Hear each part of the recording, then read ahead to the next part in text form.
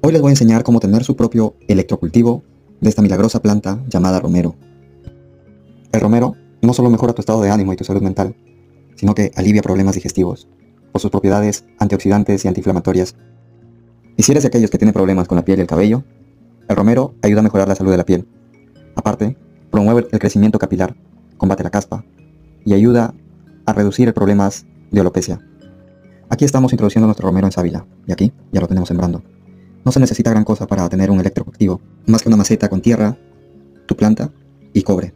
Déjame en los comentarios si quieres que te enseñe a preparar una de las recetas milagrosas.